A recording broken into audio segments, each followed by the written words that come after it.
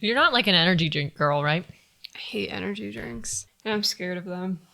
Because of what could be in them. Yeah. Like just crack cocaine could just be put in your Red Bull and you don't know it. Coca-Cola used to have Coke in it. Dude, I know. Back in the good old days.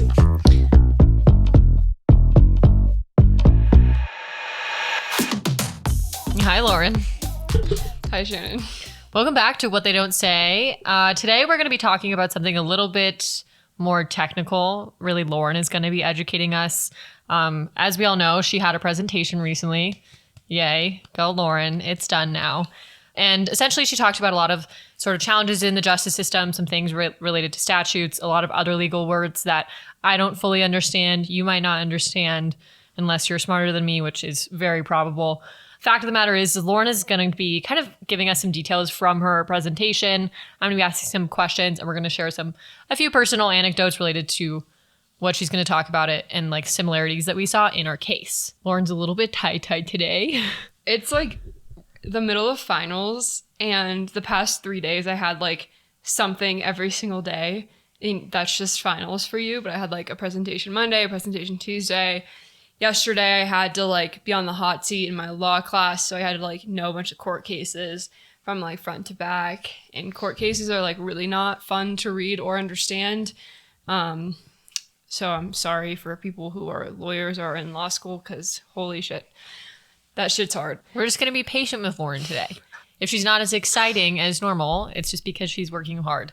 And so just stick with us because this information is important. Yeehaw. Well. On Tuesday, I had to give this presentation. Well, I didn't have to. I decided to give this presentation. Let's be clear. I put myself in this situation, but I have been taking a legislative drafting class, and I had to pick a book and then based off that book, write a paper and give a presentation, but also write statutes or like pieces of legislation. I decided to read the book Missoula, which I have read before a long time ago, but I wanted to reread it. Yeah, it's sitting here with all of my nice annotations. Throwback to like high school when you were graded on your annotations. In your books. Oh my gosh. Did that ever? Oh, yes. Yeah, the amount of times like towards the end of high school where I was just like underlining random shit, like writing random things in the margins. Yeah. They would flip through like every page to see that you've like annotated your reading, and I'm like, what the fuck is that gonna do? Like, it just like promotes that. Like, I'm just gonna underline random ass shit and see what happens. But I was very motivated when I was reading this book, and I do recommend it. And I know I've mentioned it in previous episodes. It is like, pretty dark in a lot of ways, but I think it does a really great job at not only accounting for all these stories of women who were raped by men from the University of Montana in Missoula, but also just like everything that they went through from that very moment, looking at, how did police treat them? How did lawyers treat them? How are they treated in the courtroom? And how did society and the communities that they were in treat them? And I just think that like Jon Krakauer, super cool mountaineering dude, but like also really great investigative journalist, and I highly recommend his books. But he did a really fantastic job at looking at highlighting what the true root issues are in the justice system, and there are a lot of them, which is one of the reasons why more than 90% of rapists get off with no consequences, or just like nothing happens. And so I kind of like took the time to like talk through some of the issues that I found in the book, because there's a lot of them and I did not have time to talk about all of them. And then also look at how can I take all this information and build a piece of legislation that could maybe help fix some parts of the justice system, really focusing on protection for crime victims. Do you have anything? The only thing that I would note is I haven't read this book yet, but I'm looking at the cover of it, and it says rape in the justice system in a college town. And so just essentially what you were saying, to restate it and make sure I'm understanding, is that this book takes people who have gone through sexual assault and follows them through the whole process from start to finish, from like right after being sexually assaulted, reporting, going through the investigative process, and then through court, and then maybe after court, right? Like it takes you through all of that. Yeah. And I mean, this book was written years later after these accounts happened. Okay. and he just like interviewed a ton of people. Shannon keeps hitting her table. Sorry. And like I said, it's investigative journalism. So he's just like interviewing a ton of people, talking to a bunch of people. And, you know, like this book definitely got a lot of backlash because its title was Missoula. And, you know, it's very much tainting this whole town and the University of Montana in a bad light.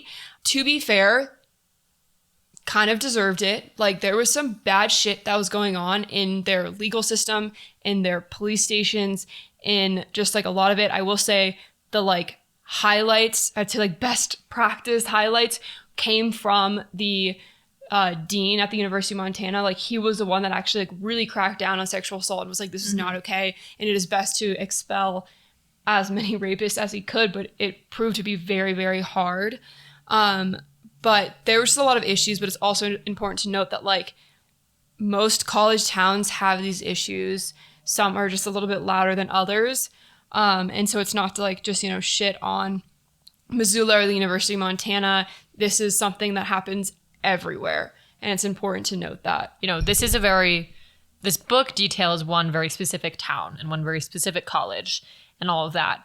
And it's not to say that it doesn't happen anywhere else. It is a very common issue, but this is like a very specific instance. But it just gives you a brief glimpse into sort of, you know, the bigger issue at hand, right? So we're going to be kind of zoning in on this one place, but you can infer that if it's this common in this place, and if it's this big of a deal in one place, it's going to be happening in a lot of other places too.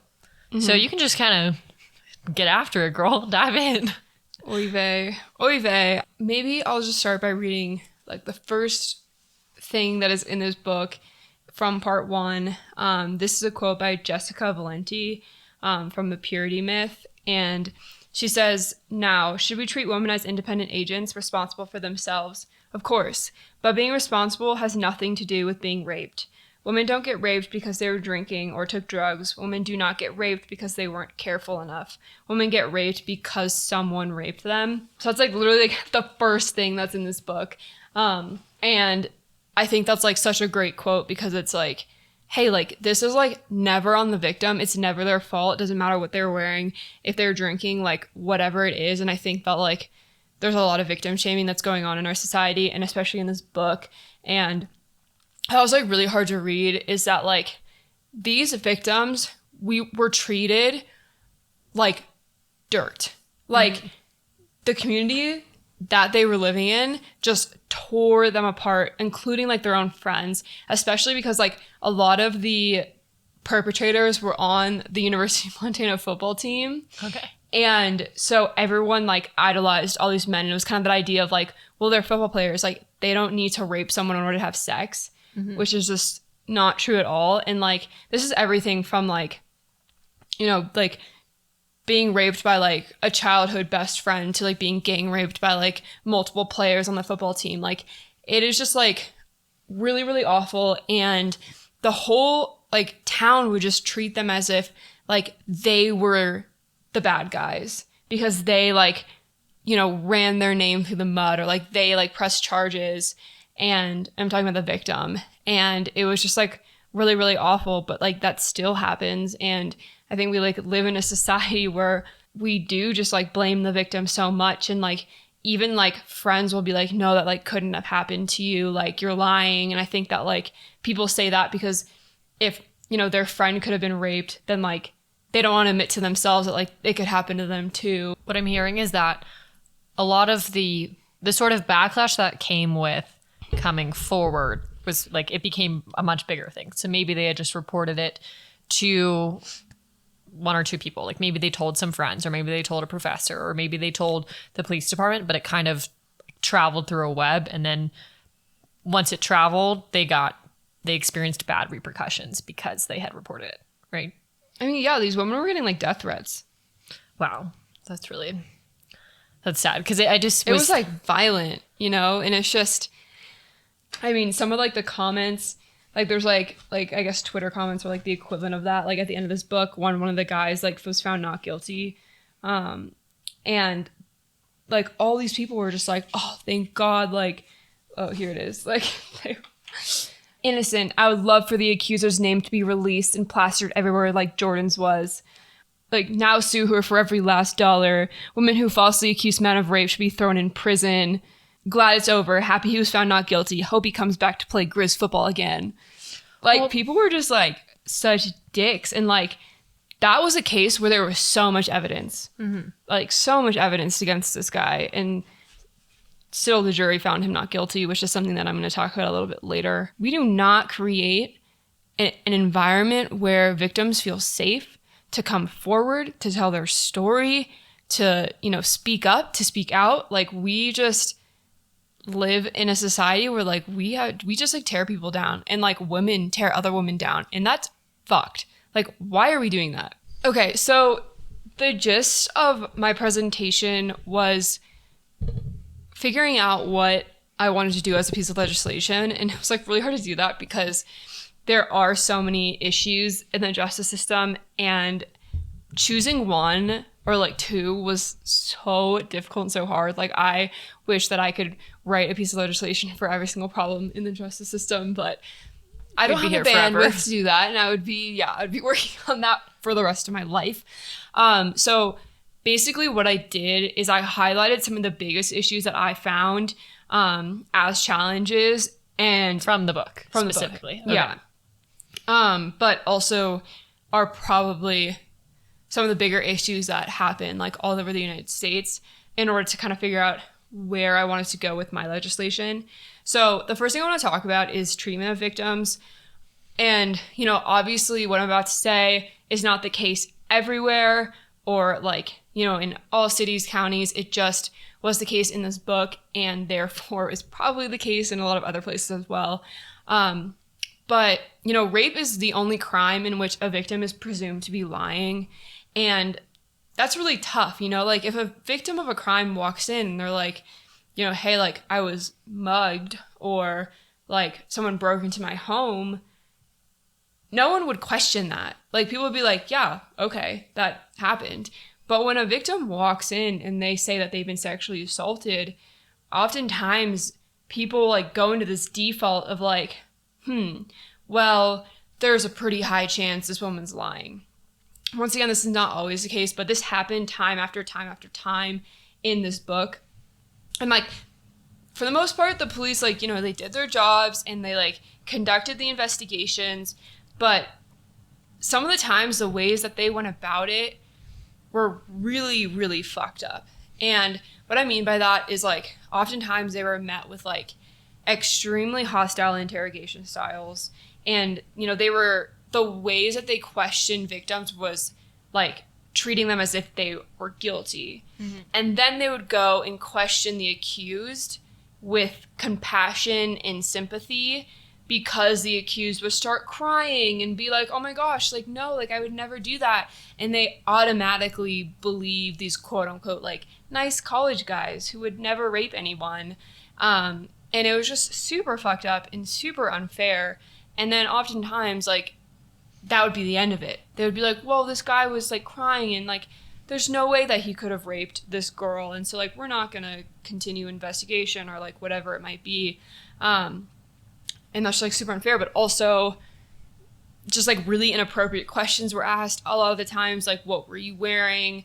Were you drinking? Do you have a boyfriend? Because if you do have a boyfriend, then, like, maybe you really just cheated on him and you don't want to admit that, so you're just, like, calling rape. Like, what is that going to do, right? Like, when a cop or prosecutors fail to aggressively pursue these sexual assault cases, it sends a message to sexual predators that women are fair game and they can continue to be raped in the future. So obviously that sends a message to sexual predators that says, you know, it's okay to do this because you won't get in trouble anyways. But sort of the underlying message beneath that is, if you're somebody who isn't a quote unquote, like, sexual predator, like, you're not a serial rapist, you're not doing anything like that, it removes a sense of urgency to get consent. Because if there's no repercussions that when this happens, then there's not really a precedent that is set to ask for consent, right? And kind of, like, on top of that, the next thing that I wanted to talk about was the power that prosecution has. In this case, the head prosecuting attorney in Missoula, like, never, ever prosecuted sexual assault cases. She just always, like, prosecutors can literally just be like, there is insufficient probable cause, and this case is not going to go anywhere, and that's it. Like, they have all the power to decide if this is going to turn into a case or not. And obviously it's like super fucked up because it's putting this like all in this like one person. They have all the power to decide like if it's going to go to trial, like if anything is going to happen to it. And even if there's so much goddamn evidence, they can still say like, nope, there's not enough evidence, insufficient probable cause, and the cases will just get completely thrown out. And this like happened so many times in this book. The prosecutor basically thought that like rape wasn't a big deal, or like women were always lying about it, and also like the prosecutor only cared about winning. Mm-hmm. And sexual assault cases are hard to win, so she never wanted to prosecute them because like rarely did. Yeah. And there was no checks and balance system because it's just all the decision to send this to court was all in one person. If they say, hey, no, there's no probable cause, then it gets erased because there wasn't a check and balance system. That's what you're saying. Yeah. I had asked you this question earlier, but just to kind of reiterate, that's for all cases. That's not for all cases. Because I was like, well, is it always up to the prosecutor to like not just about sexual assault cases, but what about like any other sort of criminal case? I would assume so, but I don't know enough about that to talk about it. That's okay. I just wanted to throw it out there. Yeah. But in this book talks about how between January 2008 and April 2012, the Missoula Police Department referred 114 reports of sexual assault of adult women to the prosecution. And a referral basically indicated that the police department had completed an investigation and determined that there was probable cause to charge the individual accused of sexual assault and recommended that a case be prosecuted. So, like, the police were like, here's 114 cases, like all with probable cause. Yeah, like, we think that there's enough here to take a case. And the prosecution filed charges in 14 out of 114 cases. Wow. And decided all the rest of them as insufficient evidence or insufficient corroboration.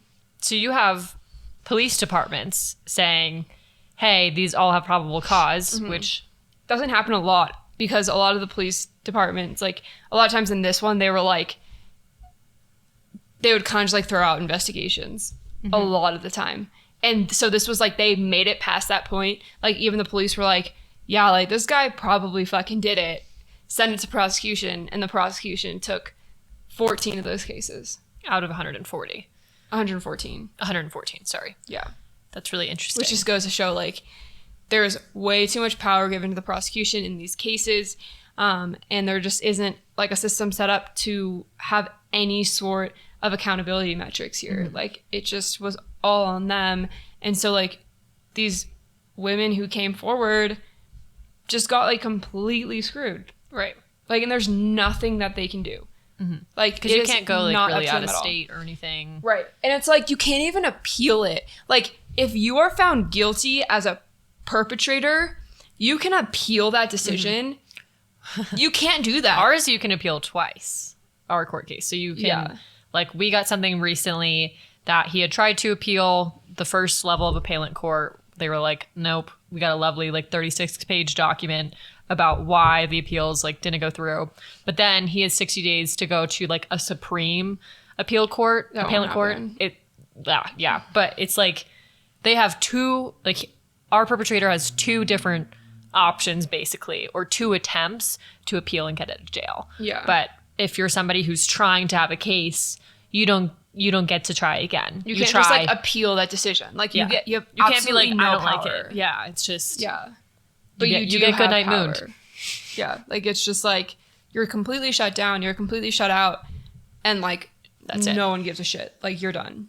Kind of building off of how victims are treated, we are looking into kind of like myths and misconceptions, and we do know there's a lot of misconceptions when it comes to sexual assault, and one being false accusations. For some reason, our society thinks that false accusations happen all the fucking time.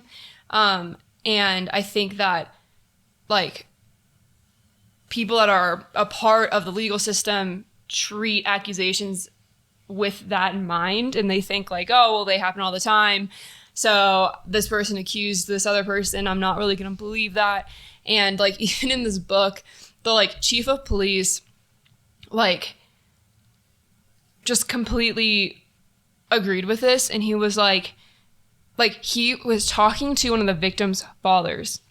The father was going off on the chief of police and was like, what the fuck is wrong with you guys? Like, there was evidence here, like you did nothing about it, like what the hell? Like, he was just so upset, and he made a lot of amazing points, and he like started quoting all of these research studies that were done, like multiple research studies about how false accusations happen roughly between 2 and 10% of the time. And 10% is like as like high as it fucking gets.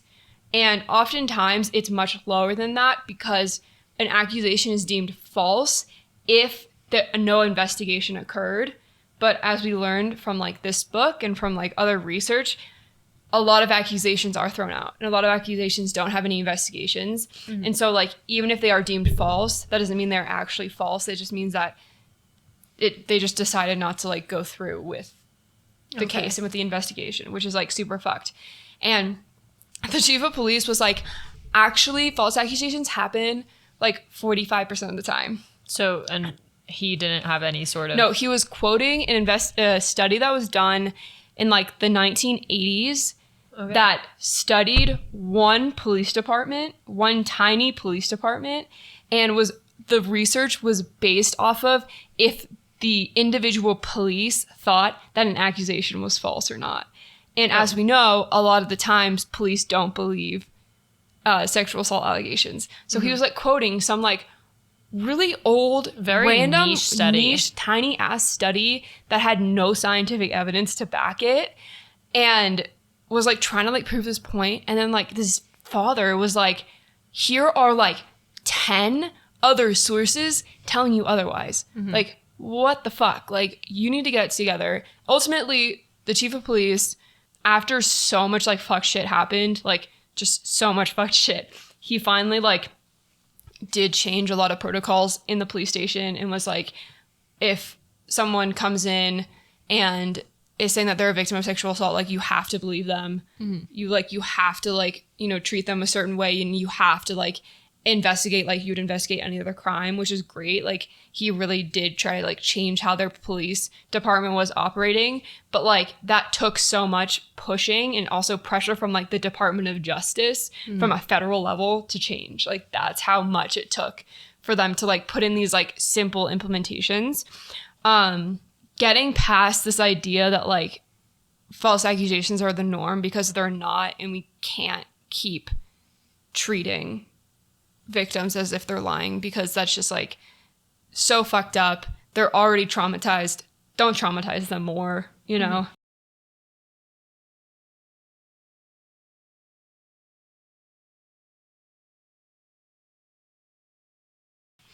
And sort of with the false accusation thing is, like, I thought they were significantly more common. Lauren posted an Instagram reel on our page talking about false accusations, and the older men came out of the fucking woodworks. I was like, who is Instagram showing our stuff to? And all of these like middle-aged men started commenting things like, it is more common, blah, blah. And like, I don't, like, freedom of speech, whatever, you can say whatever you want. But in the comments, there was somebody that said something along the lines of like, rape is bad.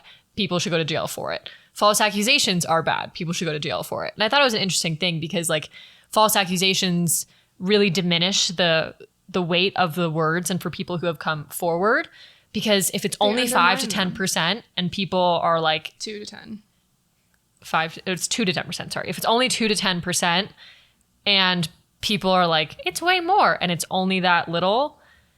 Yeah. False accusations, they are something that frustrate me, because it takes away the weight of the value when people do come forward with this stuff. But it's not as common, and it's just like, well, I think that those like false accusations do really undermine the validity when someone does come forward and they are speaking their truth. I also think false accusations are put in the media a lot more, and they're blown up a lot, and it's like really easy to be like, well, women are crazy, and like if a man like hurts their feelings, they're just gonna go psycho mode. And it's like there's like we've all been a little crazy in a relationship. Never, ever. I have never once ever. But you want to know why? It's because the that man was probably a piece of shit and he's the reason that like you went a little crazy. It's definitely, or vice versa. Like women be doing crazy things and causing men to go crazy too. Like the point is you can be crazy in a relationship because the other person makes you crazy. Yeah, like they're probably like treating you like shit, and that's why you're acting like that way. There's like that, and then like saying that like women on the norm are so psycho that they just like go around spreading, you know, rumors about being like assaulted. Like, sure, it totally happens, but like not all the fucking time, and it's like not fair to blow that stuff up in the media and then just completely devalue other people's experiences that they have gone through that are so true and so legitimate. Like that's just like not fair to anyone, and like we're not being helpful as a society by doing that. I mean, the media and like in general makes me want to like blow my head off because like it just is so fucking stupid, but like it's just like so not fair, you know? This is like the metaphor that I use, and I know it's stupid because it's like does not hold the same weight, but it also does hold the same weight because I think it is really important. I don't know, you guys can decide. You know, like a lot of people need service dogs, right? Mm-hmm. Like they really need service dogs. Like their service dogs are literally can save their lives if someone happens. And there's those people that put on a fake service dog vest to like bring their dogs to like wherever they want to go, and then they like make it so that, you know, like those like them faking their service dog undermines like the value of a real service dog. And then like a lot of times people are like, well, you can't bring those dogs into this establishment anymore. You can't do this with a service dog anymore, because there's been so many cases of people like faking a service dog vest and like certification. And then like these people who actually fucking need goddamn service dogs can't have their service dogs in certain places anymore. Right. And it's like, you're just like faking all this shit, and it's completely undermining people who like actually need this. And it's really important for them, and it can be like a lifesaver for them. And like, that's like always a metaphor that I think about in my head when anyone like, you know, like the boy who cries wolf, right? Like anyone who like says this like fake shit, you're just ruining it for the people who like are actually going through this shit. Or and really that's like struggling. So goddamn unfair. Like you like don't fucking do that. Like it's just like so fucked up. And for some reason we think that's just like normal. Why? Okay, my next rant. This is so much fun. Burden of proof in sexual assault cases is beyond a reasonable doubt, which means in order for a jury to find someone guilty, they need to be 100% certain that that person is guilty.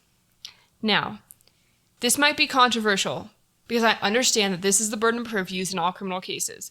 And I understand that. Okay, but in other criminal cases, there's normally a good amount of evidence. If someone's fucking murdered, you probably have a good amount of evidence. And yes, people get wrongfully convicted of murder all the time, and that's fucked up. But when we're talking about sexual assault cases, there's oftentimes very, very limited evidence. And so for the jury to get to this point where they are 100% certain that that person is guilty is just very, very, very, very hard for them to get to that point. It's so goddamn hard for them to get to that point because like maybe there's only like 2 or 3 pieces of evidence. The rest of it is all he said, she said. How can a jury be 100% sure? Well, why don't we lower the burden of proof? Why don't we make it so it can be lower than 100%? Because I just don't understand how a normal ass person sitting on a jury who doesn't even know what sexual assault is and like has no experience with this can like determine if someone is 100% guilty based off of a testimony that is given by the victim and a testimony that is given by the accused, and then random testimonies given by a bunch of other people that you're not even sure why they're there, how they're connected, and you're just confused as fuck. Like, what the hell? I just think that is so stupid. But I also understand that's something that will probably never change. It will never probably change, but I think it should. Well, so when you were talking about the sort of like evidence and stuff, so like with sexual assault, we've talked about it plenty of times on here, that sexual assault tends to be a crime like between two people behind closed doors. Not all the time, but a lot of the time. And so like for me, you know, I had a hospital SANE exam. I had some friends saying like, yeah, we saw her afterwards. there was some DNA, but like none of that DNA proved sexual assault, right? Like what they found inside of me, right? Yeah, it just proved that he was inside of me at some point, right? And so, like you were saying, it comes down to this he said, she said thing. So, you know, yeah, our perpetrator was found guilty, but I sometimes think like they don't 100% know. Like I frequently think if you have a video of somebody doing something, but you can't see their face, but the person looks pretty similar to, like, let's say I committed a crime on video and you can see my hair and you can see my body, but you can't see my face. Couldn't I just sit there basically and be like, I didn't do it? How do you know it's 100% me? It wasn't me. I have an alibi, right? Like this whole thing of just having to be 100% sure if someone has done the crime, but like if this crime happens, if the majority of the time this crime happens, it's happening not in the public, then how can we ever call somebody guilty ever? Like, is it even right to call someone guilty if that's like the weight of burden of proof? Like you can't. Yeah. In my head. Oftentimes accused perpetrators are found not guilty. That happened a lot in this book, despite so much evidence saying otherwise, which kind of like does get into this other area that I wanted to talk about, which is like really talking about jury misconceptions. One of the cases in this book, despite like more evidence than I've like ever seen in a sexual assault case, this guy was found not guilty. What sort of evidence was there? She had a rape kit done. She told people. She like couldn't like go to school. She sent the text right afterwards saying that she was raped. Okay. There was a significant amount of evidence, and the jury in this case was kind of from older generations, and you know, older generations, like it's not their fault, but there just wasn't these kinds of conversations happening when they were growing up, and so they just like don't really know what sexual assault is. They don't quite understand the weight of it, and there's a lot of misconceptions surrounding that. And so there was like this like really good quote that was used that was like talking about this case in particular. And it was kind of talking about how like there's this very old concept of rape, right? There's this like traditional concept of rape. And according to that, there can only be two precursors to rape. A stranger jumps out from the bushes, or there's no rape unless the woman puts up a fight to the death if necessary. So it's kind of talking about how like older generations might perceive rape to be one of these things where it's like, you know, this like really like scary guy wearing a ski mask who's like jumping out from the bushes and like attacks you, or like if you are being attacked and you don't like fight that person to the death, then like it could not have been rape. And obviously this isn't the case all the time, but this book does a really good job at talking about how like a lot of older generations just have this misconception of what rape is, and therefore when they're put on juries, they just don't really understand what the crime is. And they just like don't understand kind of like the relevancies of certain things. Like the victim texted her roommate and was like, OMG, I think I was just raped.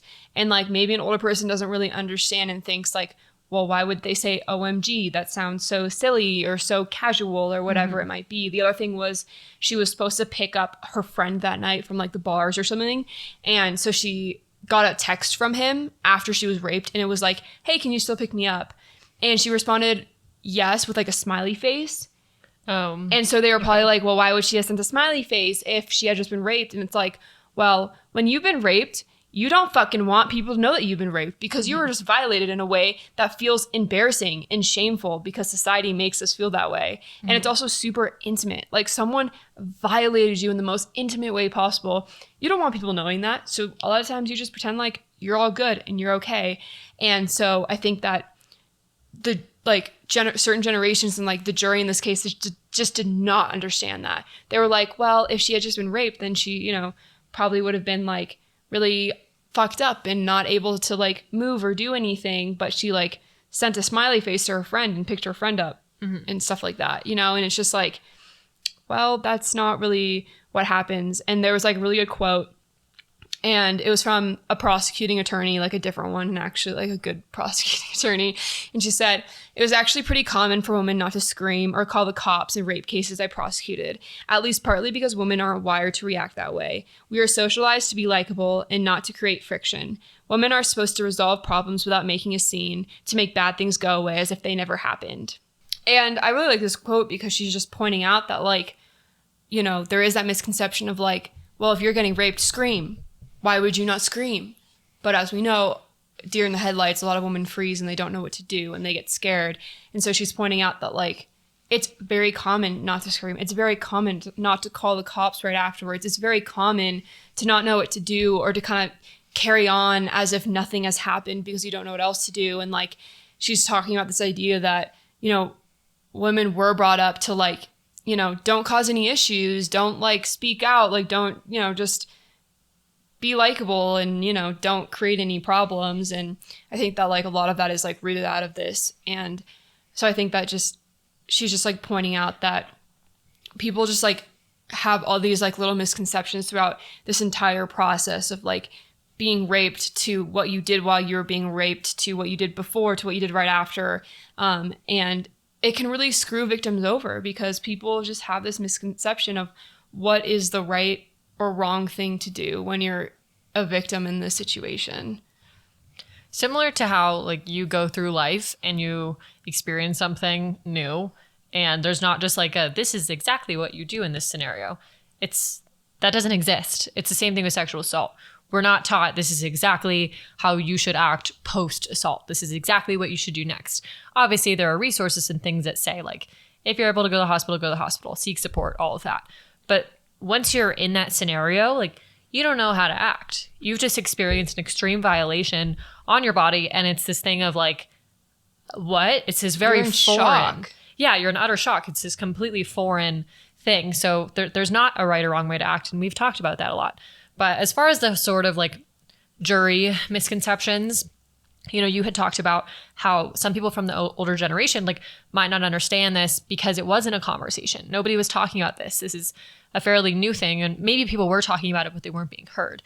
And there's someone in my life who is a bit older. And when they were young, they had a relationship that was about like I think it was like a 12-year age gap, but they were really young at the time. So it wasn't like 30 to 42. It was like a teenager to someone older. And I remember I was talking to them once and I said, did you have like sex with this person? And this person was in a position of power. And they said, yeah, I had sex with them. And I said, well, did you want to have sex with them? And they said, no, I didn't really want to have sex with them, but I just thought I was supposed to. So I did. I had sex all the time with them, but I didn't really want to. And I said, so you were assaulted through your entire relationship? And they said, no, like it was fine. It was fine. Like I just thought I should have sex with them. So I did. And I said, but you didn't want to have sex. And they said, yeah, I didn't want to have sex. And I said, but you did it anyways. And they said, yes. And I was like, you were sexually assaulted. And they literally could not comprehend that they had been sexually assaulted their entire relationship. Mm-hmm. And it's this, like I was saying, this is someone from the older generation. They just like couldn't grasp it because it was something that wasn't talked about. It was just a completely foreign vocabulary word to say there wasn't consent. There wasn't, or I was being sexually assaulted, all of that. Moving along. Next thing. Kind of thinking through all these challenges, it brought me to two proposals that I had for legislation changes. And the first one was focusing on how Colorado defines sexual assault. And it's the same way that most states define sexual assault. So I think that this would be pretty universal. But it is defined as knowingly sexually penetrating or sexually intruding upon a victim. And I'm emphasizing knowingly because a lot of men, especially, you know, like college-age males, do not know that they are raping someone. They do not know what that means. They don't really understand consent. They just don't know what any of this is. And so I proposed changing it to knowingly or unknowingly sexually penetrating or sexually intruding upon a victim. And kind of like to prove this point, there was a study that was done where a guy basically interviewed over 100 male college-age guys. and he asked them certain questions, like completely from like a curiosity standpoint, like not judgmental or anything like that. But like he would ask them certain questions like, have you ever had sexual intercourse with someone even though they did not want to because they were too intoxicated to resist your sexual advances? And like a lot of these guys would answer yes to these types of questions, and he would even give these like storied accounts of them like completely taking advantage of a girl. And they had no idea that what they were describing was sexual assault. Like they had absolutely no concept of that, because so many times they are just so unaware of what they're doing, especially if they're intoxicated or whatever it might be. And so like my point was that if you commit a crime, even if you don't know you're committing that crime, you're still committing a fucking crime. So why are we not treating it that way in these cases? And the point that kind of came out of this research study was the participants in the study had no qualms about being research subjects, because they share this common idea that a rapist is a guy in a ski mask wielding a knife who drags women into the bushes. But these undetected rapists don't wear masks or wield knives or drag women into the bushes. So they had absolutely no sense of themselves as rapists and were too happy to talk about their sexual behaviors. Most of the student rapists interviewed by LISAC were regarded by their peers as nice guys who would never rape anyone and regarded themselves as the same way. So it's this point of like, these guys were admitting to rape. They had no idea they were admitting to rape because they think that rapist means like being some guy in a ski mask in the fucking bushes. But that was like just a complete misconception. And they basically just were boasting about their sexual behaviors. There was a case where a guy was found not guilty because he, in his testimony, somehow proved to the jury that he thought the sex was consensual. And then the jury even said like, yeah, it could have been rape, but if it was, he had no idea. Therefore, we could not have found him guilty. Just to clarify everything you said, you're saying there was a case study done where there was 60 men interviewed. No, there was a random sample of 1,882 men. Okay, wow, that's a lot. So just because I think it got a little bit lost. So there's a case study done with over 1,000 men in this college, right? Mm-hmm. And they were volunteering for the case study, like totally openly volunteering, knew what they were going to talk about. And they were asked questions such as, have you ever engaged in in sex with someone when they were like super intoxicated? And they answered yes. And, all of these guys were allegedly quote unquote nice guys, according to themselves, according to their friends, peers, whatever. And they were openly admitting that they had sexually assaulted someone without even realizing it, because they don't understand what sexual assault is. Yes. And I would say that I think a lot of people are confused about what sexual assault is. And it's because the line between sex and sexual assault is a 3-letter word. It's either 2-letter word, 2 or 3. It's either yes or no, right? Like that's it. Like the line is so thin. And however, the repercussions of crossing that thin line should be big. And they are big, whether someone goes to jail or not. They're really big for the person that gets sexually assaulted. Mm-hmm. So sorry, just to kind of clarify, I just wanted to make sure that you're proposing that things change from knowingly that people, whatever. You're proposing that instead of it being somebody knowingly sexually penetrates or sexually intrudes upon a victim, you want it to be knowingly or unknowingly. Mm-hmm. Because all of these people in this case study had no idea that they had sexually assaulted people. Yeah, I mean, it wasn't all of them, obviously. But a lot of them. But there was a solid chunk. Okay. Yeah, and then the same was done with a bunch of Navy recruits, and the number of rapists and repeat offenders increased even more when they went from just a regular college to the military. Anyways, moving along.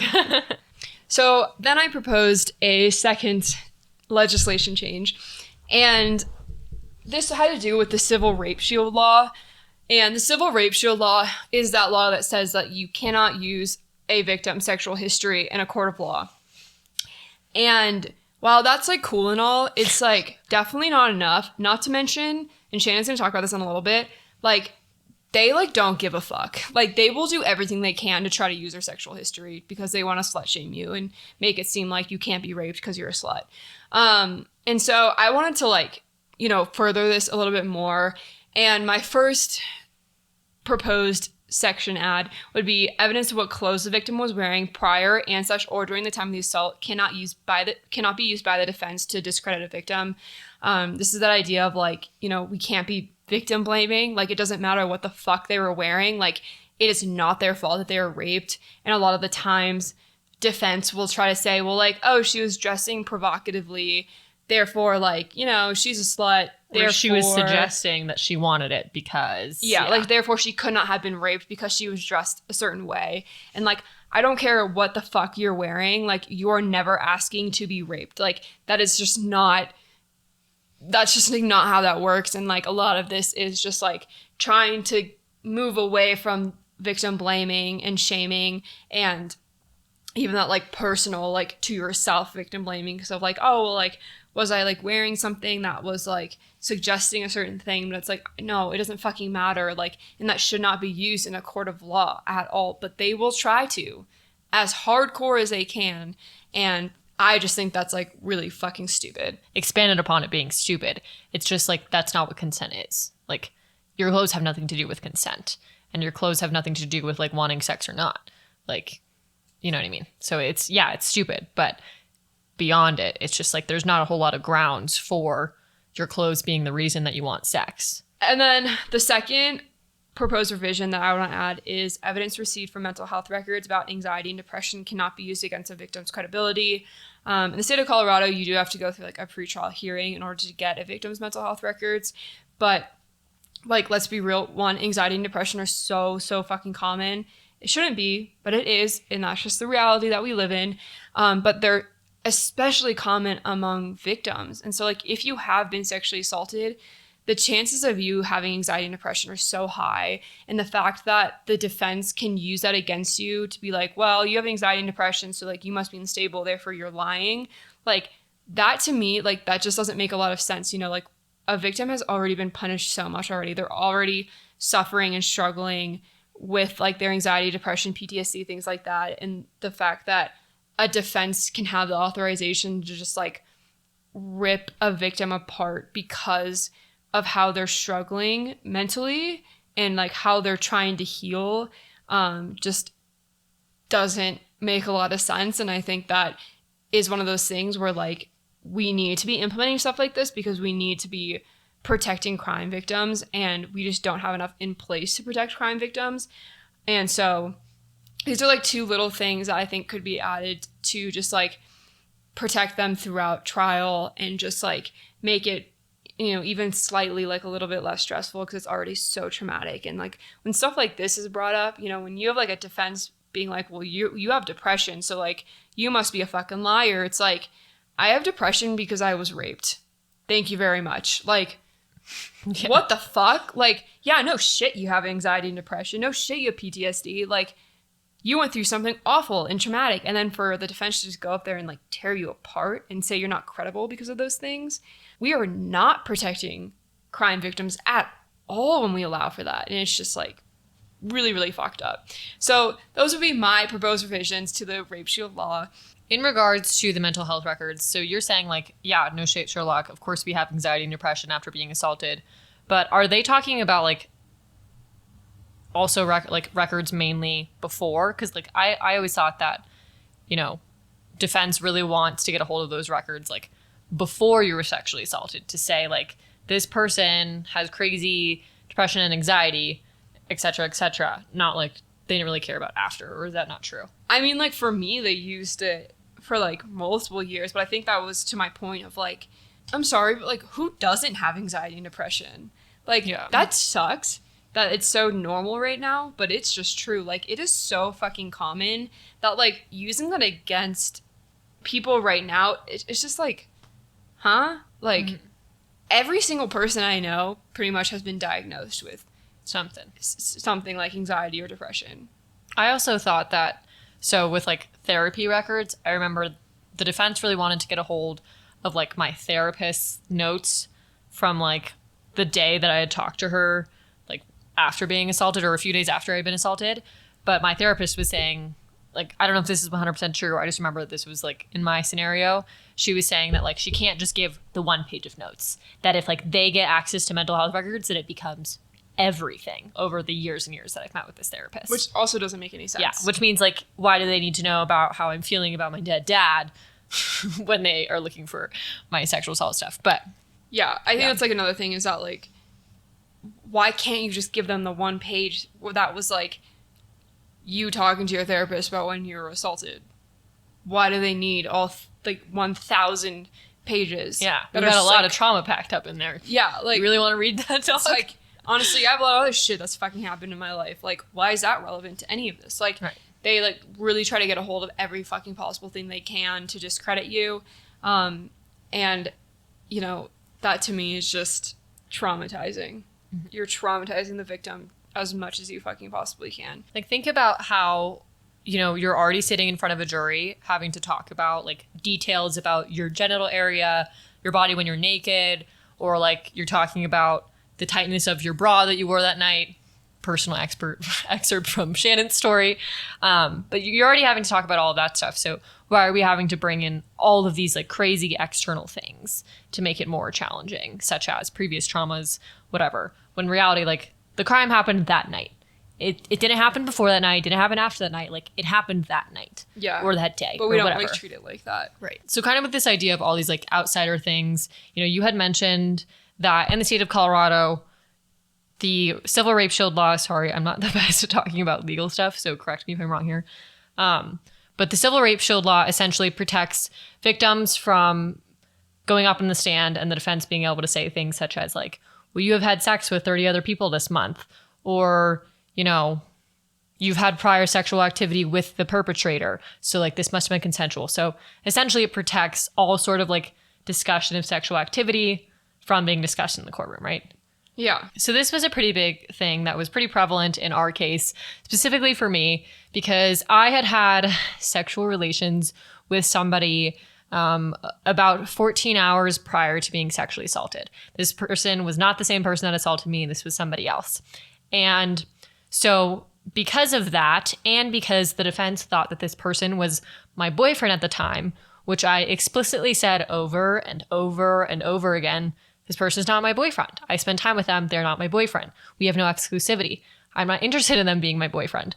Because they kind of assumed that they were my boyfriend, and due to the closeness of me having had sex, consensual sex earlier in that day before I was assaulted, they were trying to be able to introduce evidence of my sexual history with this other person. And for me, I just sat there a lot of the time thinking, why do we need to include this? This person is so irrelevant. Defense wanted to be able to say, hey, Shannon must be lying about being sexually assaulted because she has this other boyfriend.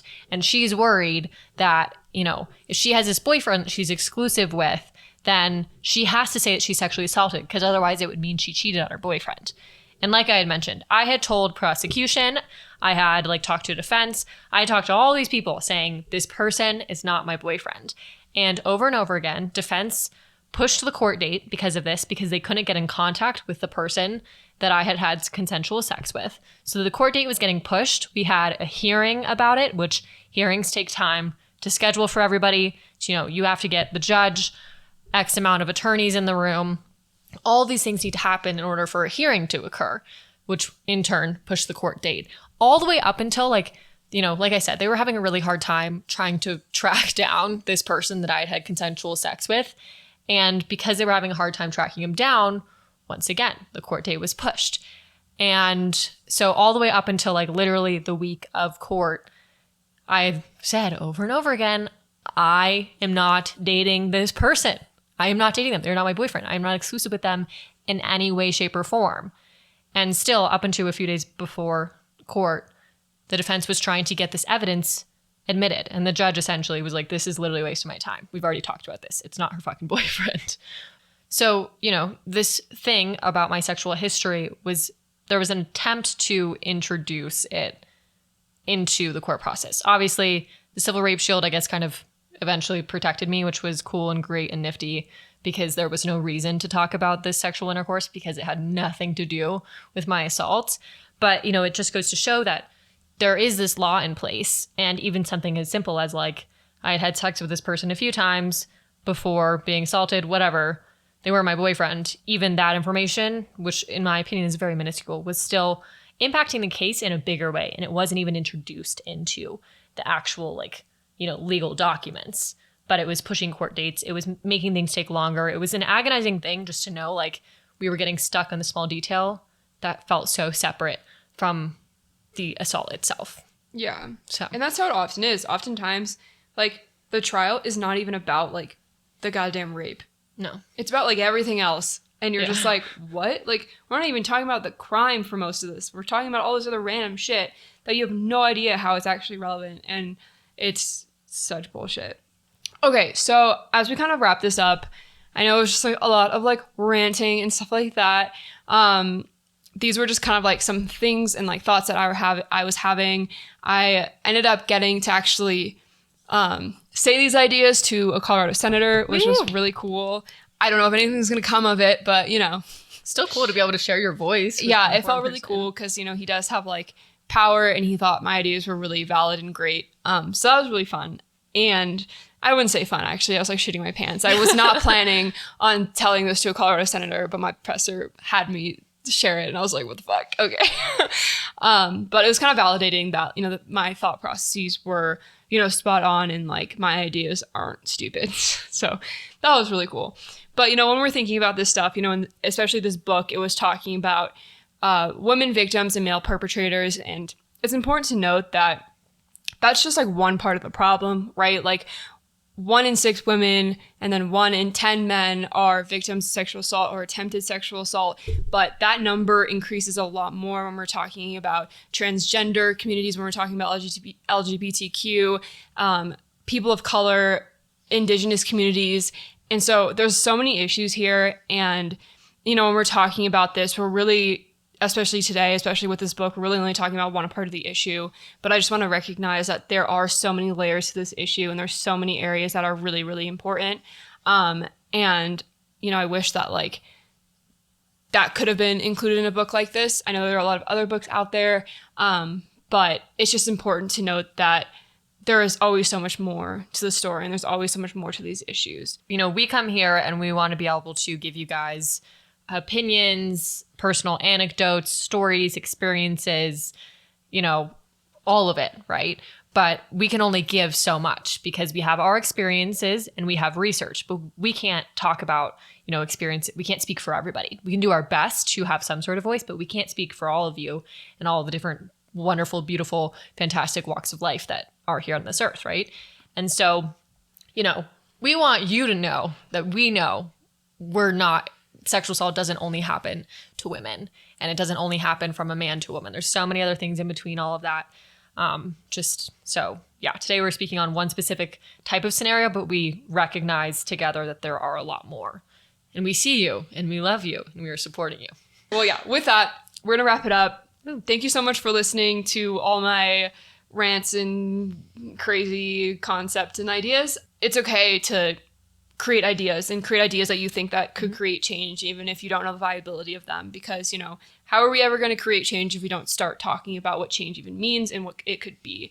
So it's important to have these conversations. I hope that other people also continue to have these conversations and that we can inspire a little bit of that. And yeah, we will catch you guys. Shannon just had the weirdest burp. So sorry. I don't even know what that was. Share your voice. Woohoo. Okay, yeah. We'll catch you guys on the flip side. Cheers, everyone. Cheers.